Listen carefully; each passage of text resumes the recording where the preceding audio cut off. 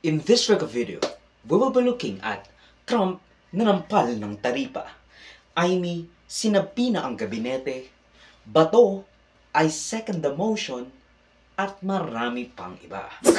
Kamusta for me? Ako nga pala si Avor Joseph at welcome sa Newsworthy Recap Weekly Edition number 97. We have those conversations last week, so skip the answers provided if it piques your interest.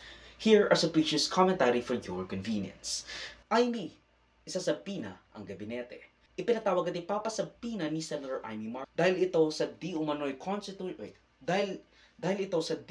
unconstitutional na paghuli at pagdakip kay FPRRD ng mga puwersa ng Interpol dahil ito sa di umano'y unconstitutional na paghuli at pagdakip kay FPRRD ng mga puwersa ng Interpol sa pakipagtulungan nito with the ICC warrant at pagpayag at pakipagtulungan ng Philippine National Police. So as far as the investigation goes, this is the timeline and we're happy to share it with you.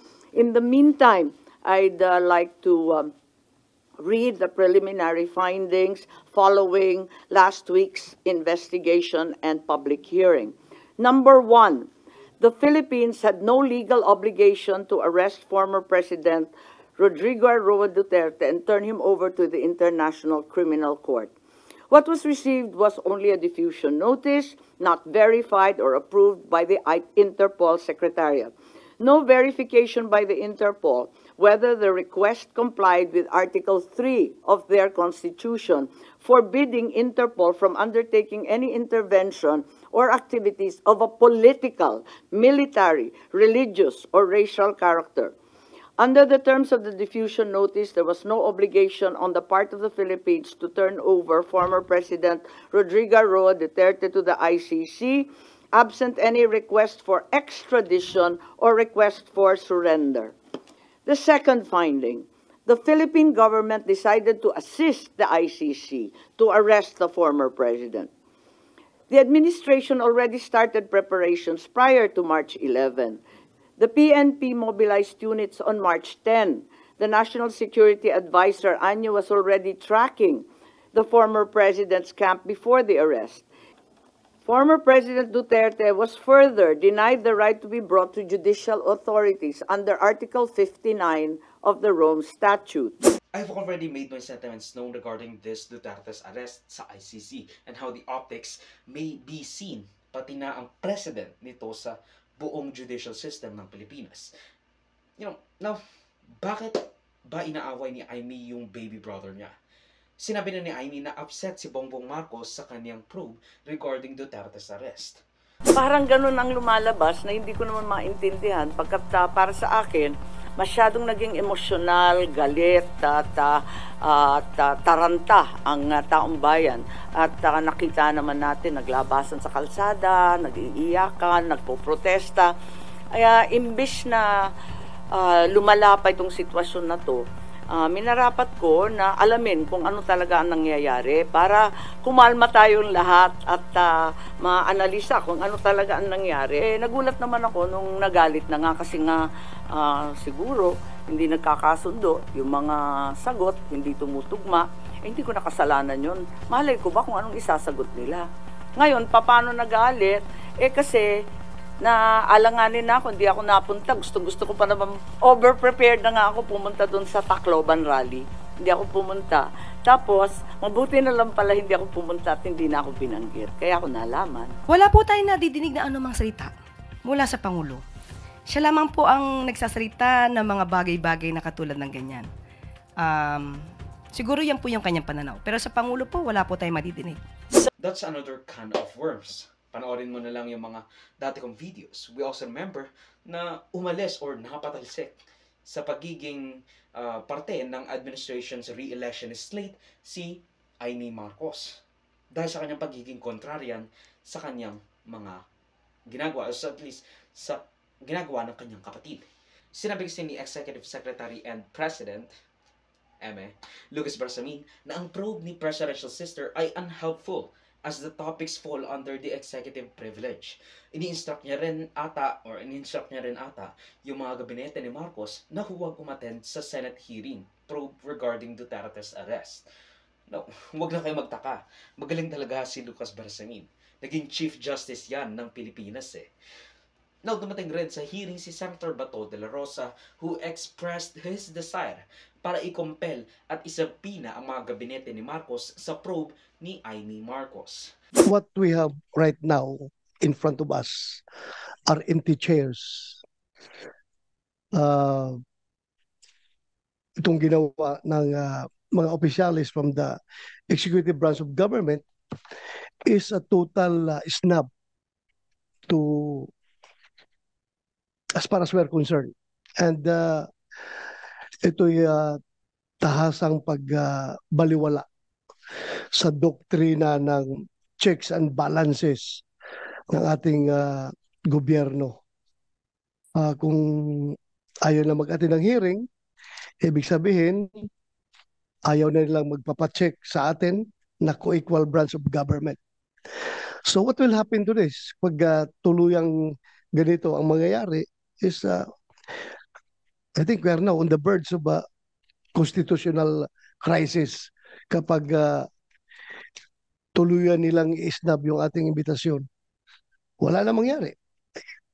Wala na respetuhan ito sa isang kapwa co-equal branch of government. So, Madam Chair, I would like to move that we issue a subpoena to these government officials to require their presence in the next hearing. Kung meron ka pang gaganaping hearing, dapat masabina ito sila para magkaalaman. Klaruhin natin ito. Matatandaan nating nagtatago na raw si Senator Bato de la Rosa dahil baka maglabas na raw ng warrant ang ICC at siya ay isuko ni Marcos sa mga puti. Even go so far as to say na pupunta siya sa Senado to avail its protection. There's a courtesy between the PNP at Kongreso kung magkakaroon na ng order ang ICC para arestuhin siya. He's really trying hard to sell to the Filipino people at large na hindi dapat tanggapin ng Pilipino ang pagsurrender ng gobyerno sa mga akusadong Pilipinas or Pilipino sa ibang bansa. That the Philippine justice system is working properly. Sinabi niya pa nga sa rally na bullshit daw ang sinasabing dahilan ni Marcos sa pakikipagtulungan niya sa ICC with the guys na nakipagtulungan lang siya sa Interpol. Magandang gabi sa ating lahat! Sa totoo lang, ako'y nahihiyang magsabi sa inyo o iinganyuhin kayo na magsabi na bring him home. Dahil in the first place, hindi natin siya napigilan na dalhin doon sa ICC. Ako talaga ay masama ang loob ko. Mahiya ako sabihan kayo na bring him home. Na in the first place, hindi ko naman talaga siya napigilan na ibiyahe doon sa ICC. Kaya napakasama ang loob ko. Nung nangyari yun, hindi ko alam kung anong naramdaman ko.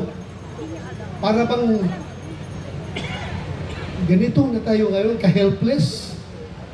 Sarili nating pulis ang magdadala ng ating dating presidente, piliting isakay sa eroplano para ibiyahe doon sa The Hague, Netherlands.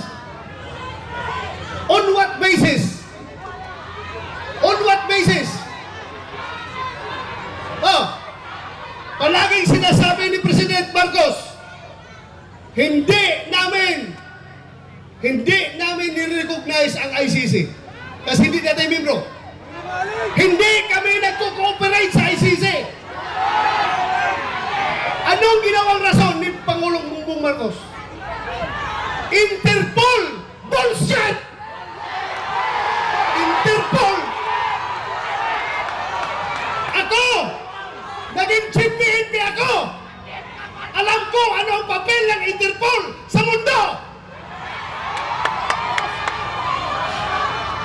Huwag niyo akong lukuhin! Commitment sa Interpol! Bullshit! Interpol! President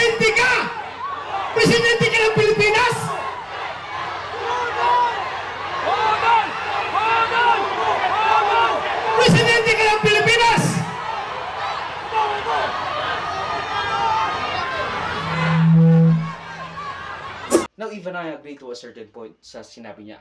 Ang problema nga lang ay dahil may presidential immunity si Duterte throughout his entire term. So hindi makakawa ng hustisya sa buong term niya ang mga biktima at pamilya ng biktima sa entire term ni Duterte from 2016 to 2022 regarding extrajudicial killings. Although wala siyang mayoral immunity noong 2011 to 2016, so dun siya pwedeng ma-prosecute. Nang ang Davao Death Squad ay sinasabing naghahari sa Davao sa kanyang pamumuno. Trump nanampal ng taripa. Pinatawan ni US President Donald Trump ang Pilipinas ng 17% tariff sa lahat ng ating export papuntang United States of America bilang response sa matagal ng 34% tariff na ating isinampa sa lahat ng export galing sa US a long time ago. Ideklara ni POTUS Donald Trump na isang Liberation Day ang kanyang paglagda ng blanket at baseline tariffs of around 10% pataas sa lahat ng bansang nag-i-impose ng taripa laban sa US. Ang tawag doon ay retaliatory or matchy-matchy tariffs. I don't fucking know. Why are you asking me? I'm not an economist, so. And for these reasons, starting tomorrow, the United States will implement reciprocal tariffs on other nations.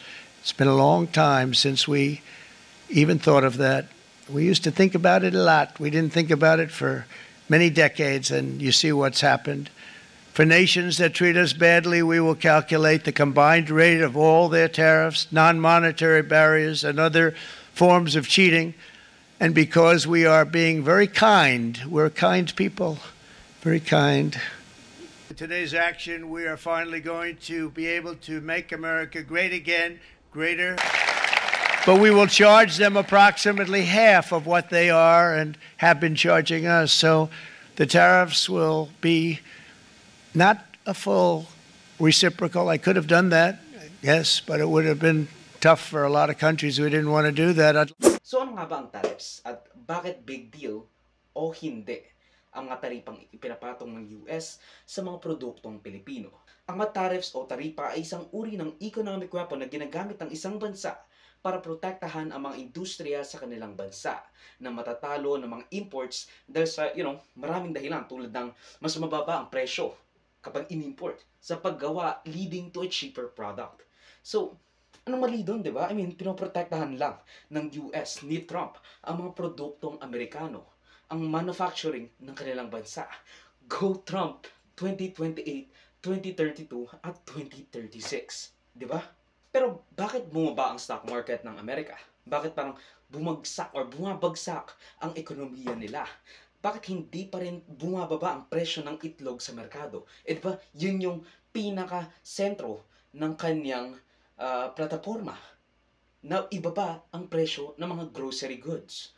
The cost of groceries, a word that I used a lot on the campaign. It's like an old-fashioned word, but it's a beautiful word, very descriptive word. And the groceries are coming down, Brooke, at a level that we're finally getting costs under control in our country. And I went on groceries. It's a very simple word, groceries. Like almost, who uses the word? I started using the word. The groceries, when you buy apples, when you buy bacon, when you buy eggs, they would double and triple the price over a short period of time.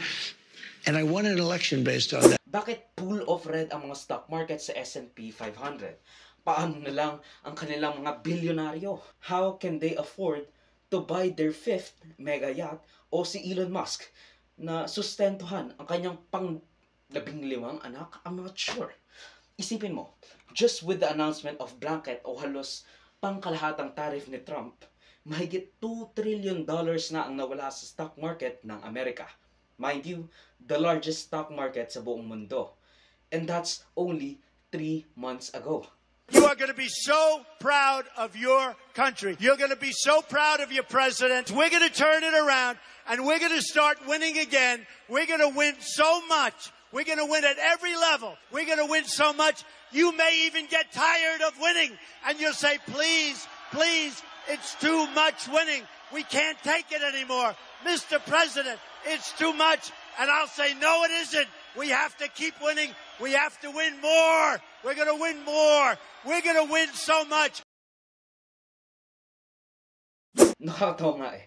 Naalala ko yung isang istorya ng The Onion or a meme kung saan sinasabi na the most brilliant way para ma-undermine ang Amerika at mapatalsik sila bilang isang global hegemon,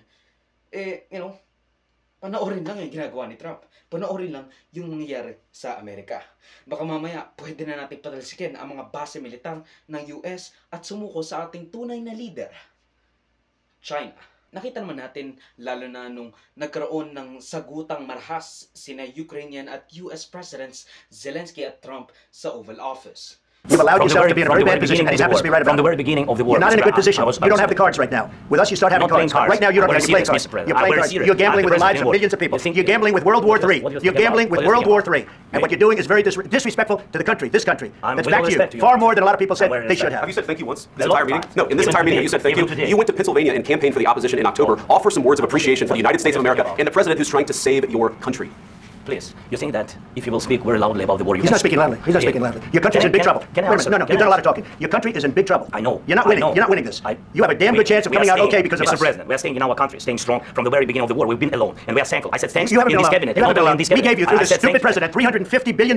We gave you military equipment, and you men are brave, but they had to use our military. If you didn't have our military equipment, this war would have been over in 2 weeks. In 3 days, I heard it from Putin. In 3 days. This is something Maybe new. less. In 2 weeks, of course, yes. It's going to be a very hard thing to do business like this. I tell you. Just say thank you. I said a lot of times, Accept that there are disagreements, and let's go litigate those disagreements rather than trying to fight it out in the American media when you're wrong. We know that you're wrong. But you see, I think it's good for the American people to see what's going on. I think it's very important. That's why I kept this going so long.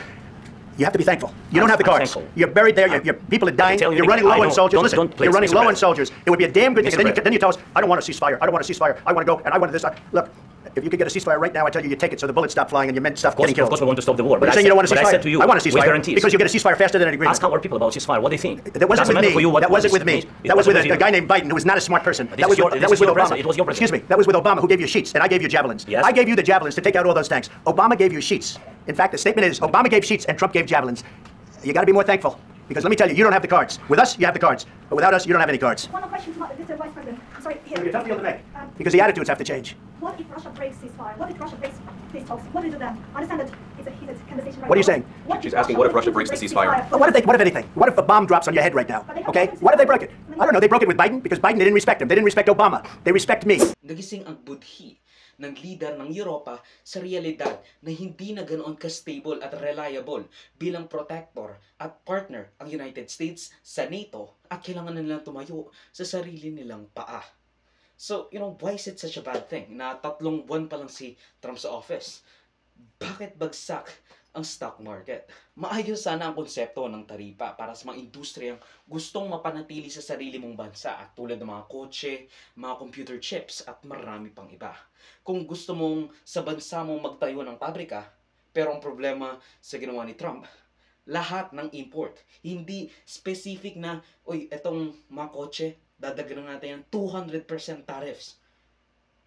Pero hindi Ang ginawa, lahat ng i-export, lahat ng i-import ng Amerika sa isang bansa, lalagyan ng taripa, papatungan ng taripa. Sa tingin mo ba may kukuha ng trabaho bilang tagagawa ng ketchup o mga tinatahing fabric na kasing presyo ng mga nagtatrabaho sa Pilipinas, Vietnam, Indonesia o China? Ayan ang benepisyo tinatanggap ng US bilang master ng isang globalized world. Lahat ng nakukuha nila galing sa may hirap na bansa, mas mura kaysa kung sa sariling bansa ito ginawa. Kung sa US mismo ginawa itong produktong ito. Ang tawag dyan, comparative advantage ng mga bansa. Maybe kailangan ni Trump na mag-aral ng isang economic course just for a few, lectures.